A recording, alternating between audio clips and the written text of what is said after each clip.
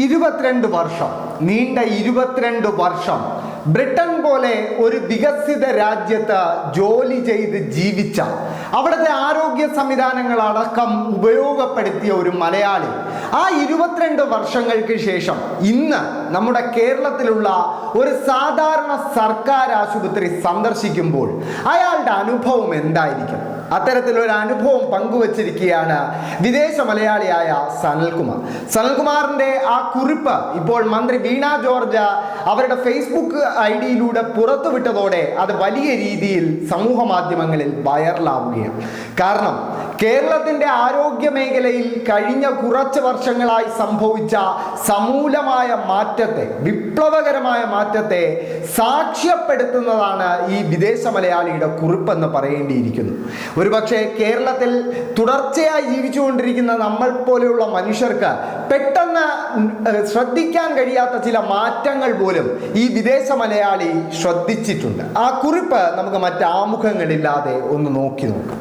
22 വർഷങ്ങൾക്ക് ശേഷം ഒരു സർക്കാർ ആശുപത്രിയിൽ പോകേണ്ടി വന്ന അനുഭവം ബ്രിട്ടനിൽ ജീവിച്ച അയൽക്കാരൻ കൂടിയായ പ്രിയപ്പെട്ട സനൽകുമാർ പോസ്റ്റ് ചെയ്തത്. രാവിലെ സ്കൂളിൽ നിന്നും ടീച്ചറിന്റെ വിളി, മോൾക്ക് വയ്യ എന്ന് പറയുന്നു, ക്ഷീണം, കിടക്കുകയാണ്, കൂട്ടിക്കൊണ്ടുപോകാൻ പറ്റുമെങ്കിൽ വരിക. രാവിലത്തെ ഓഫീസ് കോളൊക്കെ ഒരുവിധം തീർത്ത് ഓടിച്ചെല്ലുമ്പോൾ ആളുടെ കണ്ണൊക്കെ ചുവന്നിരിപ്പുണ്ട്. എന്താ ചെയ്യുക എന്നാലോചിച്ചപ്പോൾ പൊതുവെ മരുന്ന് കഴിപ്പ് കുറവായതുകൊണ്ടും പനിയായിട്ടില്ല എന്നതുകൊണ്ടും വീട്ടിൽ പോയി റെസ്റ്റ് ചെയ്താലോ എന്നാലോചിച്ചു. അങ്ങനെ സ്കൂളിൽ നിന്നും ഇറങ്ങുമ്പോൾ മുഹമ്മ ഗവൺമെൻറ് ഹോസ്പിറ്റലിന് മുന്നിലൂടെയാണ് വീട്ടിലേക്ക് വരുന്നത്. എൻ്റെ ഒരു കസിൻ ഒരു തവണ പോയിട്ട് നല്ല സെറ്റപ്പാണെന്ന് പറഞ്ഞതിൻ്റെ അടിസ്ഥാനത്തിൽ ഒരു 22 വർഷത്തിന് ശേഷം ആദ്യമായി അവിടെ കയറി. പുതിയ ബിൽഡിംഗ്.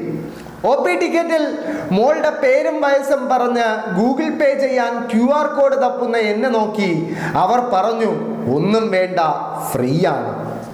അതിനുശേഷം ഡോക്ടറെ കണ്ടു.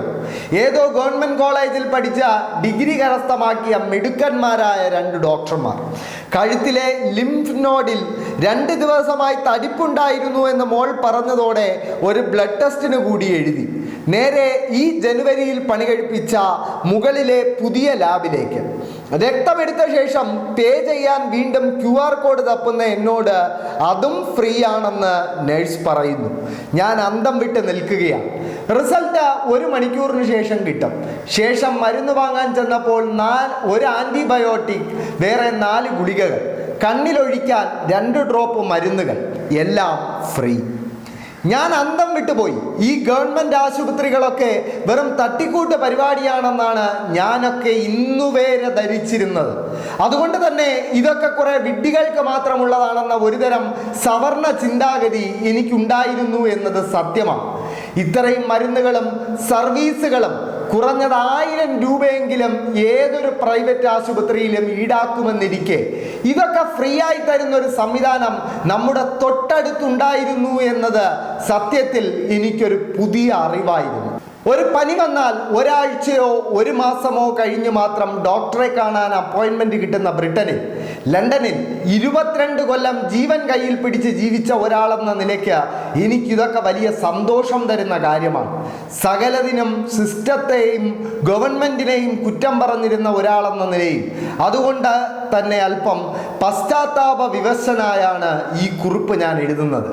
മുറ്റത്തെ മുല്ലയ്ക്ക് മണമില്ല എന്നതൊരു പഴഞ്ചൊല്ലല്ല, അതൊരു സത്യം മാത്രമാണ് എന്ന് പറഞ്ഞുകൊണ്ട് അദ്ദേഹത്തിന് ലഭിച്ച ആ മരുന്നുകളുടെ, മകൾക്ക് ഡോക്ടർ പ്രിസ്ക്രൈബ് ചെയ്ത ആ മരുന്നുകളുടെ, സൗജന്യമായി കേരളത്തിലെ സർക്കാർ ആശുപത്രിയിലൂടെ വിതരണം ചെയ്ത മരുന്നുകളുടെ ചിത്രം കൂടി ആ പിതാവ് പങ്കുവയ്ക്കുന്നുണ്ട്. ഒരു വിദേശ മലയാളി 22 വർഷം, നീണ്ട 22 വർഷം ബ്രിട്ടൻ പോലെ ഒരു വികസിത രാജ്യത്ത് ജീവിച്ച് അവിടുത്തെ ആരോഗ്യ സംവിധാനങ്ങൾ ഉപയോഗിച്ച് മുന്നോട്ട് പോയൊരു വ്യക്തി കേരളത്തിലെ ഇന്നത്തെ ഒരു സർക്കാർ ആശുപത്രി കാണുമ്പോൾ കാണുമ്പോൾ അത്ഭുതപ്പെടുകയാണ്. അദ്ദേഹം സ്വന്തം അജ്ഞതയെ ഓർത്ത് വല്ലാതെ അന്താളിച്ചു പോവുകയാണ്. കാരണം കേരളത്തിലെ സർക്കാർ ആശുപത്രികൾ കഴിഞ്ഞ 10 വർഷത്തിനിടെ ഒരു മേക്ക് ഓവറിന് വിധേയമായിട്ടുണ്ട്. പണ്ട് സർക്കാർ ആശുപത്രികൾ അറിയപ്പെട്ടിരുന്നത് നാറുന്ന മൂത്രപ്പുരകളുടെയും പൊട്ടിപ്പൊളിഞ്ഞ വാർഡുകളുടെയും പേരിലാണെങ്കിൽ ഇന്ന് ഏത് വിദഗ്ധ ചികിത്സയും സൗജന്യമായി ജനങ്ങൾക്ക് നൽകാൻ കഴിയുന്ന ഒരു സംവിധാനം എന്ന നിലയിലാണ് കേരളത്തിലെ ആരോഗ്യ മേഖല അറിയപ്പെടുന്നത്. കഴിഞ്ഞ 2-2.5 വർഷത്തിനിടെ മാത്രം 6000-ലേറെ കോടി രൂപയുടെ സൗജന്യ ചികിത്സയാണ് കേരളത്തിലെ സർക്കാർ ആശുപത്രികളിലൂടെ ജനങ്ങൾക്ക് എത്തിക്കാൻ സാധിച്ചത്. ഇതിനു പുറമെ 2 രൂപയുടെയും 5 രൂപയുടെയും മാത്രം ചെലവ് വരുന്ന ചികിത്സകൾ വേറെയും കോടിക്കണക്കിന് ചെയ്തു നൽകി ഈ ആരോഗ്യ സംവിധാനം ഉപയോഗിച്ച് നമ്മുടെ സർക്കാർ. എങ്കിലും ചെറിയ ഏറ്റക്കുറച്ചിലുകളും കുറവുകളും ഇല്ലാത്ത ഒരു സിസ്റ്റം പോലും ലോകത്ത് കണ്ടുപിടിക്കപ്പെട്ടിട്ടില്ല.